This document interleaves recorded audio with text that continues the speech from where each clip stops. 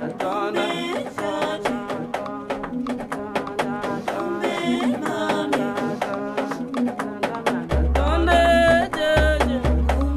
pouvez aisément imaginer de quoi les pays qui sont au Conseil de sécurité peuvent avoir à discuter en ce moment.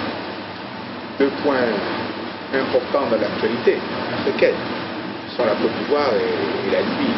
Bon, le président Obama a voulu s'entretenir avec le président gabonais sur la question de la Côte d'Ivoire.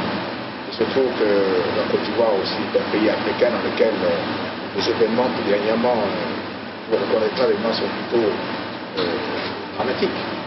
Le Gabon siégeant au Conseil de sécurité, nous avons l'habitude d'échanger avec tous les autres pays, notamment nous avec les permanents, avec les membres permanents du Conseil.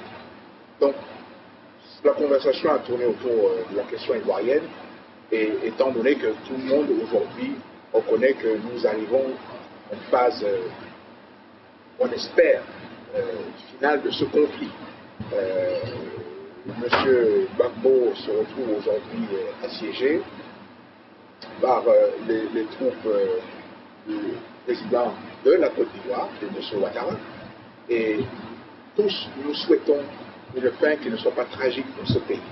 Donc, qu'est-ce que nous pouvons faire pour éviter une fin tragique pour Laurent Gbagbo? Nous essayons tous de le convaincre que la meilleure chose pour son pays serait qu'il puisse se rendre et éviter des effusions de sang qui ne seraient profitables à personne. La Côte d'Ivoire, comme tous les pays africains, à commencer par le Gabon, a besoin de paix, a besoin de calme. Et il faut déjà entrevoir l'avenir avec la reconstruction, la réconciliation, et c'est pour cela que des événements tragiques peuvent rendre encore plus difficile cette réconciliation. Donc nous savons que dans ce genre de choses, ce n'est pas toujours facile.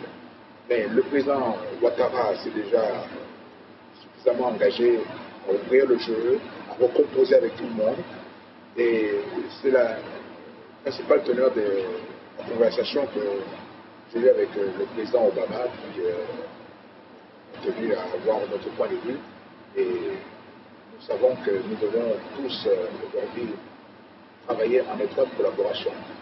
Ce n'est pas simplement parce que le Gabon est au Conseil de sécurité, qu'il soit au Conseil de sécurité ou pas. Nous essayons toujours de faire possible pour pouvoir venir en soutien, en aide avec les autres pays africains. Avec le président Nicolas Sarkozy, nous faisons un petit peu le point des opérations à mi-journée, et nous avons espoir que le président Gbagbo signera